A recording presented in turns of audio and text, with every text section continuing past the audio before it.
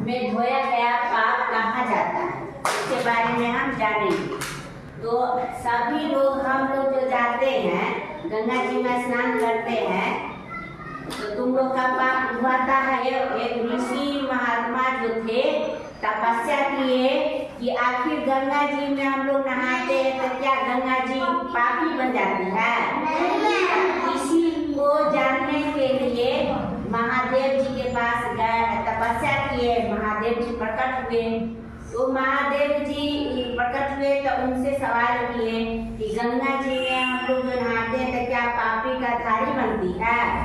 तो ये महादेव जी बोले ये तो गंगा जी ही बताएंगी। तो महादेव जी और ऋषि मुनि गए गंगा जी के पास। तो गंगा जी से पूछा गया कि क्या आप सभी लोग जो नहाते हैं तो क्या आप पापी का धारी बनते हैं? क्या पाप? तो गंगा जी बोली कि मैं क्यों पापी का धारी बनेंगी? मैं तो सारे पाप को, जो लोग आते हैं नहाने के लिए तो सारे पाप जितना रहता है तो हम समुद्र में जाकर के छोड़ देते हैं। समुद्र भगवान जो होते हैं तो समुद्र के पास छोड़ देते हैं। फिर वहाँ से ऋषि मुनि और महादेव जी गए समुद्र भगवान के पास।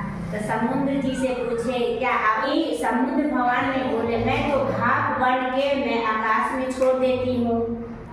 भाप बन के समुद्र में देखता है भाप बनता है तो उससे आकाश में वो छोड़ देते हैं, तो वो बादल बन गया। तो ये फिर बादल जी के पास गए तो वे बादल जी बोले ब्रह्मा जी महादेव जी और ऋषि मुनि जो तपस्या किए थे वो चले गए बादल के पास। तो वे बादल से पूछा गया क्या सारे लोग जो सारे समुद्र में आपके पास छोड़ दिए तो क्या आप पापी के धारी बन गए? नहीं मैं बादल जी बोले कि नहीं, मैं तो बादल बन के मैं धरती पे मैं पानी बनता है तो धरती पे मैं पानी छोड़ती हूँ। तो उससे क्या होता है, अनाज में जब पानी जाता है उससे अनाज उगता है तो सारे लोग ग्रहण करते हैं। तो मनुष्य सारे होते हैं जितने पाप जो कहाँ से कहाँ पाप आया, किसे कैसे पाप गया, तो ये बादल जो है तो सारे पाप इसी प्रकार रस करके नीचे गिरता है तो अनाज उगता है, सब्जी उगता है, तो उससे हम लोग वही फिर ग्रहण करते हैं। तो पाप फिर कहाँ से कहाँ चला गया? हम लोग तो चल गए समुद्र गंगा जी में नहाने के लिए, पाप हो गया तो सारे पाप तो फिर आकर वापस मेरे ही पास चला है ना। फिर उसको हम ग्रहण किए ना अनाज को, सारे पाप तो फिर आ गया वहीं पे। तो अभी जो कुंभ मेला लगा हुआ है सब जाता है कुंभ मेला के मोक्ष हमको मिलेगा ना। घर में सेवा होता ही नहीं है, माता पिता को दादा दादी को अनाथ आश्रम में रख देता है और चोरी डकैती ये सब करता है और जाता है। कुंभ मेला में कितने लोग मर गया है ना?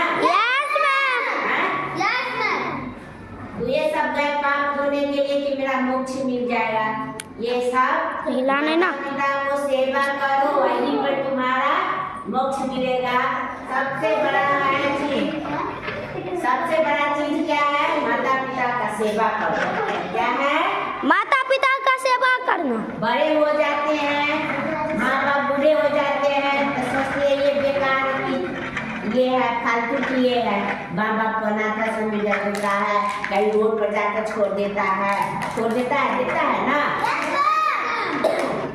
अभी तो फेसबुक के यूट्यूब का जमाना आ गया है, देखता होगा कि सारे कोई है सो माँ बाप बनाता समझ दिया, कोई देता है कि सबको रोड पर रख दिया है, माँ बाप को सेवा नहीं करता है। कुंभ मेला में गए नहाने के लिए, पाप धोने के लिए, तो क्या पाप उसका धो गया? नहीं मैम, नहीं ना। सबसे अच्छा है कर्म करो, अपना फल पाओ, उसी में कल्याण है ना। ताली बजाओ।